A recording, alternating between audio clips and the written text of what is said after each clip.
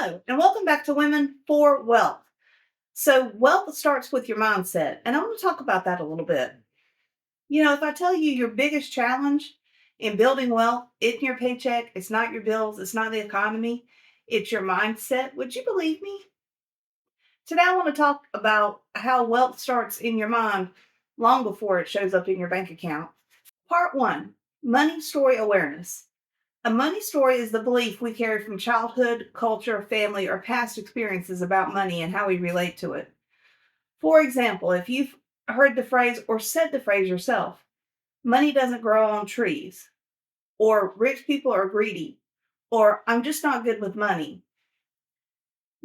All those are negative things. And if you're telling yourself that, you're right. If you tell yourself something positive, you're right. If you tell yourself something negative, you're right. Whatever you tell yourself is what you think is what you say is what you do.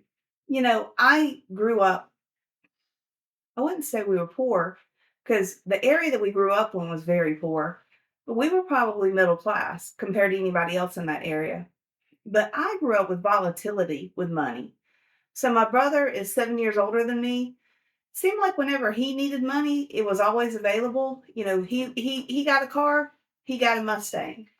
My first vehicle was my mom's hand-me-down Oldsmobile. Then, woohoo, I got a new vehicle. I got a $900 farm truck with first, third, and fifth gear that was spray painted blue. Yeah, it was bad. It was one of those things where my mom spent more money than my mom and dad ever made, and they would never do a budget. And my mom complained and blamed my dad. My dad complained and blamed my mom, and neither one of them were adult enough to fix it. As a couple, you have got to be a partnership. You've got to work together. You've got to have a budget, you've got to have goals, and you've got to combine your finances and work together to achieve those goals. You want to be wealthy. You don't want to be living paycheck to paycheck. So change your mental story. So, part two, the science behind mindset. Your brain looks for evidence and tries to confirm whatever you tell yourself. There's a confirmation bias that humans are just, we're pre-wired and predestined to have. So whatever you think, your brain tries to confirm that bias. So if you say, I'm just not good with money, your brain's going to say, yeah, you're right. And it's going to actually make it happen where you're not going to be good with money. If you believe you're always going to struggle financially, you're absolutely true. Every time you subconsciously make a choice, you're going to reinforce that storyline that you're not good with money. So on the flip side is change what you tell yourself, change what you believe. What you think is what you say is what you do. So say, I'm capable of building wealth because you are. And once you say that and get yourself to believe it, you'll start spotting opportunities for growth and wealth. So change your mindset. When you believe you can invest and you can grow wealth, suddenly you notice there's conversations around you about 401ks, particular stocks, Bitcoin versus Ethereum, EFTs. Once you are focused on building wealth, you're going to start hearing these conversations around you. It's very similar to whatever car you purchase. It doesn't have to be a brand new car, new to you car, but whenever you get a new vehicle, when you drive around, you're going to see that type of vehicle everywhere on the road. And you didn't notice it before you bought it. It's again, whatever you think about is what you're going to notice. So if you're thinking about investing in stocks and 401ks and IRAs and different things like that, you're going to start hearing conversations about it. And then you're going to start identifying opportunities. Part three, let's build a wealth mindset. So we're going to break it down into three shifts. So number one, we're going to shift from scarcity to abundance. Scarcity says, I never have enough. Abundance says, I can create opportunities and grow my resources. Practical tip is keep a daily money wins list. Even small things like $5 can count. And periodically reward yourself. Get a little Cersei for yourself, whatever that is. I had really buckled down and really had tried to save some extra money. And I was talking to a friend of mine. I said, it seems like every time I get to $100,000 saved, something happens in the business, some invoice doesn't get paid, something, and then I've got to take that money and I've got to use it for payroll. And it happens consistently. And so I realized and identified, okay, I have something in my brain that when I get to $100,000, it's almost like I'm looking for things that I'm going to have to use that money for. I don't know, but I've got to change my mindset. I've got to say, you know what? I'm going to save my money and the company's going to be able to function just fine. The company doesn't need me to come in and save it and rescue it all the time. My company's 8 years old. It's time for it to stand on its own 2 feet and be more independent. As a parent, you want to raise your kids so they're strong, independent, self reliant, and just overall good citizens. And when you get them to that point, you kick them out of the house. You push the baby bird out of the nest and say, hey, go fly. I prepared you, I've trained you, you're ready. It's time for you to go fly. And that's what I've got to do. I've got to tell my business, hey, kicking you out of the nest, it's time for you to fly. It's time for you to do your own thing. So that's one of my examples of having to shift my mindset. What have you had to do recently? The second actionable thing in shifting your mindset is shift from fear to confidence. Fear keeps you stuck. Fear says, what if I mess up? What if this goes bad? Confidence says, I'll learn as I go. I'm going to make mistakes, but mistakes are the best way to learn. And so I'm just going to do it. I'm going to get stuck in and I'm going to go figure it out and I'll learn as I go. And when I make mistakes, I will shift and I'll move and I'll get better. But have confidence that it's okay. It's okay to fail because failure is a great learning opportunity. So commit to one small financial action each week. Review your budget. I say at least review your budget once a quarter, but when you first start out, you probably should review your budget at minimum on a monthly basis, but maybe you want to adjust it on a weekly basis and try to increase your savings, even 1%. Even 1% of consistent savings is going to make a big difference. The third actionable shift with your mind is go from survival to growth. When you're in survival mode, you're just paying your bills, you're living paycheck to paycheck. You want to change your mindset and you want to be in growth mode. You want to be planning for retirement, you want to be wealth building, and you want to be focused on the freedom that you're going to have. And I will say this. I'm going to give a plug to a website that I found recently. Not a website, it was a podcast. Gosh, now I can't think of the name of it. Oh, anyway, the way I found it was somebody that works for me who's a up level guy. He took a sabbatical. He's like, hey, there's not much going on right now. I'm financially okay. Can I just take a sabbatical? I won't work. You won't pay me. And I'll just, I'll take some time and be able to go on a big vacation with my girlfriend and her family and go see my girls who had moved away and doing their own thing. And so I said, sure. And I was like, just curious, why a sabbatical and why now? And he said that he had heard of this idea of retire early and often. So again, I apologize. I don't remember the name of the podcast, but if you look up retire early and often, it'll probably come up for you. But she said, do not wait till you're 72 and you're old and you might have health problems. You might have back problems. You might have trouble walking.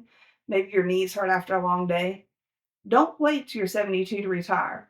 Retire small amounts throughout your career. So her example was, she worked really, really hard and set aside money and had the opportunity to relocate her family to another country. She had extended family over there and she had contacted her cousin.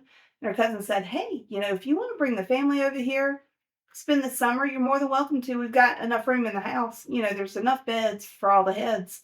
And so she's like, hey, that's a great idea. It's an awesome opportunity for my young kids to be able to experience another culture.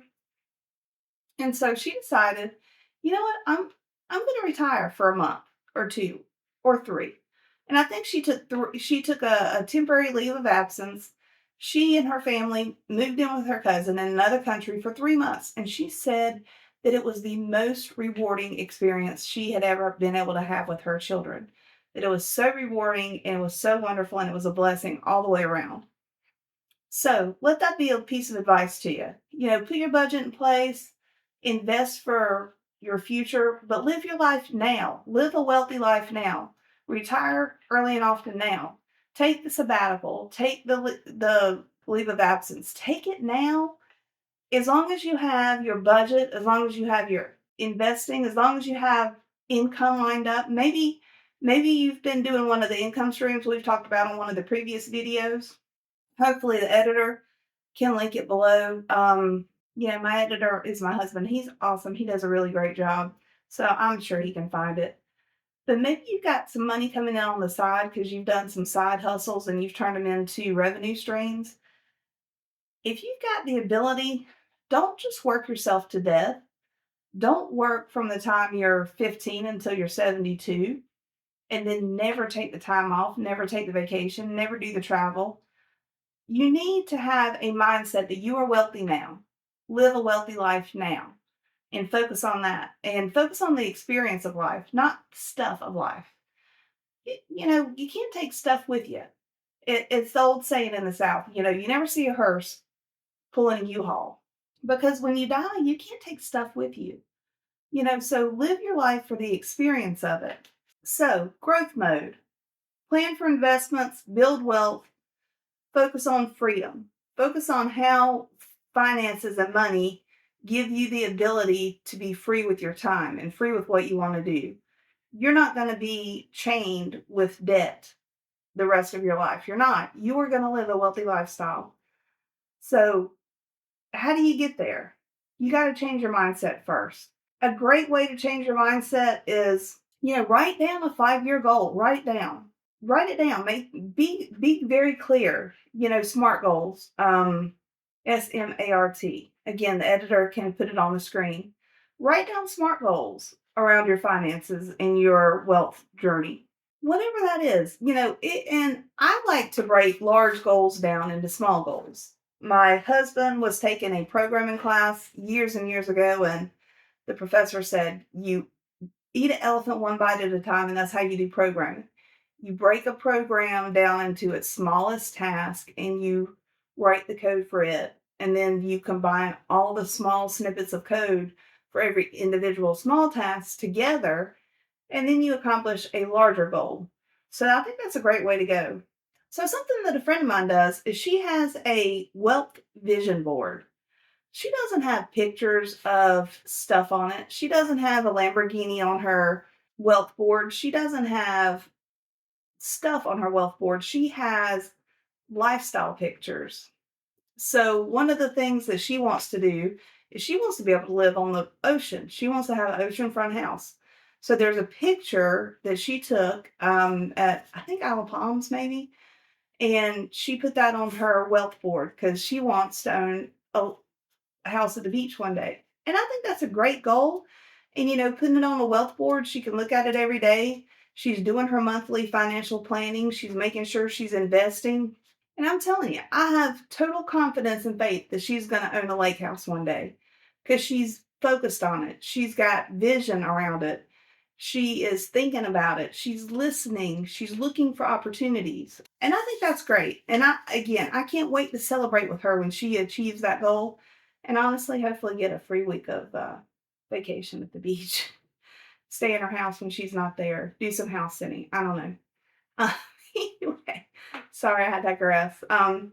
So part 4, the money story you have in your head shapes your financial reality. Shift your mindset from scarcity, fear, and survival to abundance, confidence, and growth. You're going to open the door to your wealthy life. So I'm going to challenge you this week. Rewrite one money story you've been telling yourself in your head. Replace it with a positive belief that you're actually going to become wealthy and you're going to lead a wealthy lifestyle. Then come up with action plans. Break the elephant down into chunks. and then start taking a step, one step at a time. So in closing, I'd like to remind you, wealth isn't something you chase. Anything you chase is going to run from you. You build wealth. You build wealth like you build, Legos. I got a Lego flower vase from one of my sons.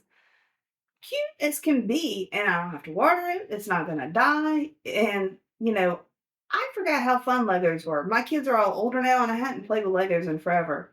But it was so interesting to take these little, small little Lego pieces and over time create this beautiful flower vase.